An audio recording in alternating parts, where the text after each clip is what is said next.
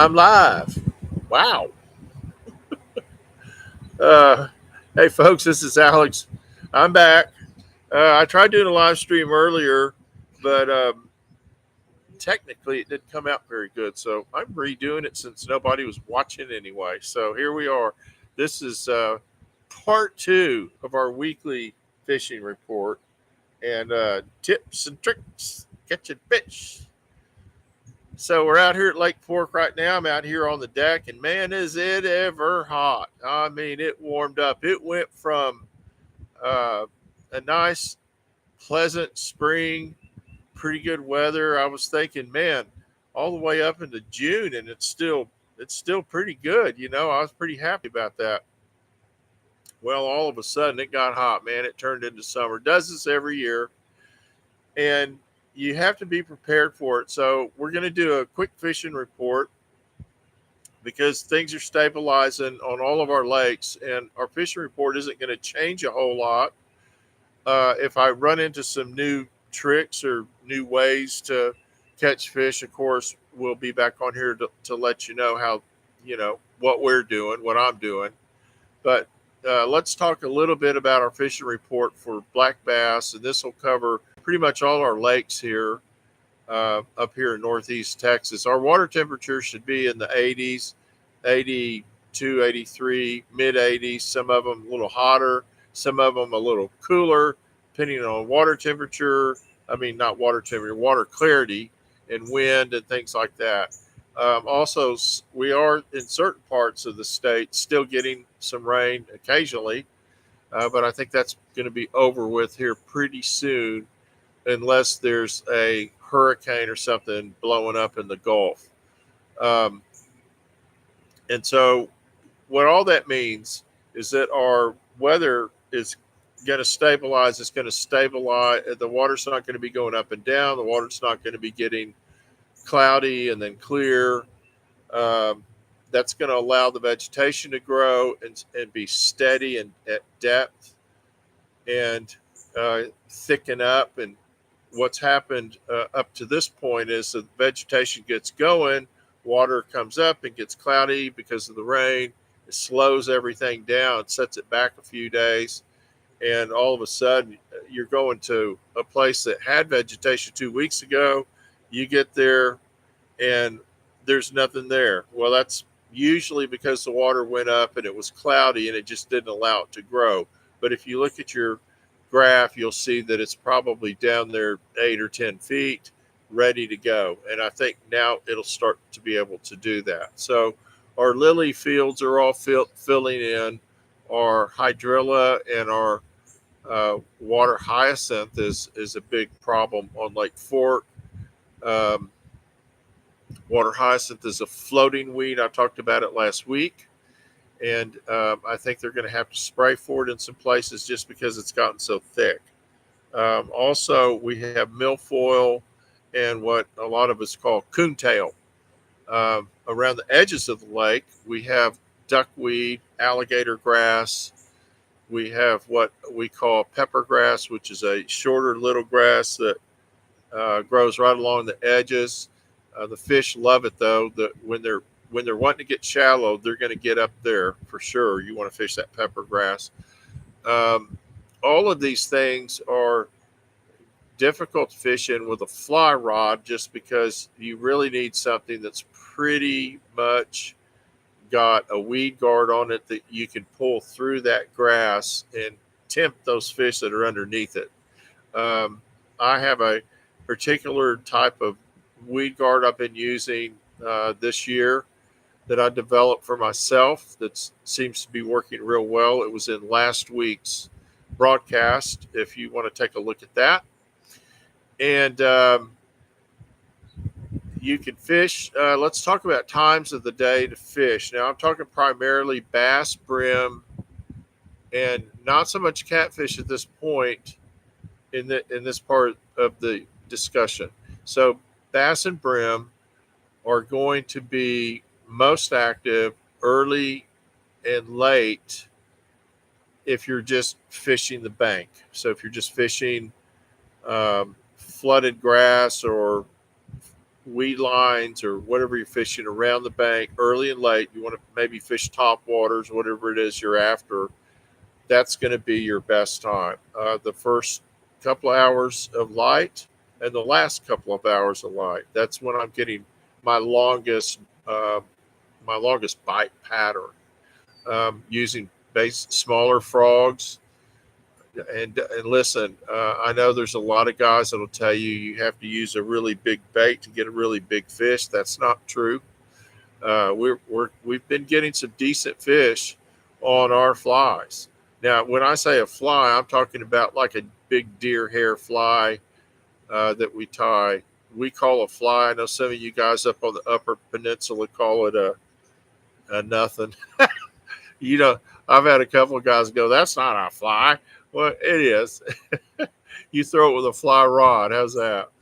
Um, so if you're using some sort of a popping fly or something that is going to pull through the water and make bubbles like a gurgler, a Dahlberg fly, and then when the fish go down and they quit hitting those things, try, of course, a streamer, like a hollow tie streamer. Right now, the fish are all relating to structure of some kind, cover or structure. So a lot of times I'll fish in front of weed beds, behind weed beds, if I can get it there, between the bank and the weed bed, if there's a place open there. If I see holes in the weed bed, like if I'm looking at a matted area that's got holes in it, sometimes that's from where fish are coming up through there grabbing something that's walking across those weeds, or dragonflies or whatever they're going after. And so make sure and throw your bait and make sure you're pulling it over those holes, because a lot of times that gives you a better shot at getting a strike through that grass. Lily pads, I like throw my bait up high so that when it hits the lily pad, it makes a splat sound like something dropping on it. I think that helps draw their attention. And sometimes they'll follow it out of that lily pad. You keep it on top. If you get in between them, move it around a little bit. Sometimes they'll hit it there. Sometimes they'll bust it up from the bottom and try to knock it off the leaf. It's really fun fishing lily pads when you find some that have some fish under them. And that could be early, late, or in the middle of the day. Sometimes the hottest part of the day is the best time to fish those lily pads. Um, so try that. And then if in the morning when you're fishing early and that topwater bite stops, turn around and start fishing isolated cover. And isolated cover will be trees, brush, whatever's growing away. In other words, if you're when you're facing the bank, turn around and face the big water. And whatever's within reach is what I call isolated cover. Now, a lot of these trees in these lakes, at the bottom of them, have what we call a root ball. It's a big area where the sand is washed out around the root system of that tree that was in there. And those fish love to go up in there and kind of hide. And it's sort of their little safety area. So make sure and try that if you can. You're going to get hung up, maybe, depending on what you're fishing with. So, um, top water, I'm using anything that looks like a frog, anything that looks like a Dahlberg, um, uh, gurglers are really good this time of year. I love fishing with gurglers this time of year. And then my subsurface, I don't go much more than 2 or 3 feet. And that's going to be just a typical streamer, a deceiver, something like that. Anything you've tied that kind of looks like that. Fish slow a lot of times. Now here's one trick I can tell you on these top waters.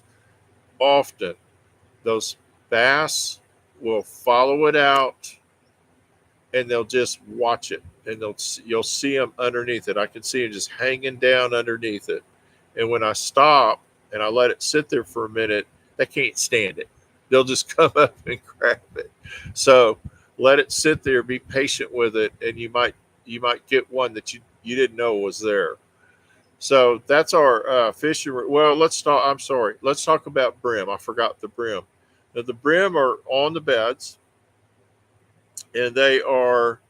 Um, there's some really big brim in these East Texas lakes. They're a lot of fun to catch if you're trying to teach somebody to fish, or you just want to get out and catch something. Make sure and I keep a little brim rod in the boat with me at all times, and when the other fish are slow, I have no problem pulling that baby out and going after those brim. It's a lot of fun. And what I'm going to use there is I'm going to use a little subsurf, something like a woolly booger. I tie some that have a little red tail on them, just a little bunched up piece of yarn. Um, there's something about that red that the brim like, and it makes them they aggressively attack it. So if you can, make sure you have a little red in your fly. And also, if you have some that have a spinner on the front, go ahead and don't be afraid to throw that too. That kind of catches their eye, and they'll go after that little guy. Now that these are smaller flies on a 4 to 6 hook, um, or smaller. They've got small mouths, but you'd be surprised. You catch brim on some pretty big baits as well. So um, there's a lot of things you can use. You can also use a grasshopper if there's early and late. They're going to be real aggressive on the top water, and you can use a little hopper or little beetles. Everybody's got a collection of all kinds of things they like to use, and you can probably try just about any of them this time of year. Also, the catfish are spawning, this is their normal time of year to spawn, and they're going to be up to 12 to 36 inches of water. And so there's a lot of times you catch them by accident when you're fly fishing, but you can go for them with little clousers and things like that. Because a lot of times when you find one spawning catfish, you're going to find a ton of them. They'll all just kind of gather in an area. I'm going to look for riprap. I'm going to look for a shoreline that has a creek nearby, uh, maybe some brush. They love getting around the brush. They love getting around tree stumps. They love riprap. They're kind of everywhere. Super fun to catch, and of course, great table fare. So don't forget the catfish. So that pretty well will complete our fishing report, except for one other thing. Gosh, I keep remembering. I don't have anything written down, so I'm having to remember it.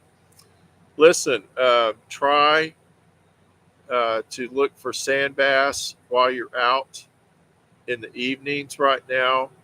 I've been out a couple times in the morning. I haven't done very well because they're just not out early where I'm at. I've been fishing on Lake Tawakoni. I haven't found them early, but I know that they're biting late.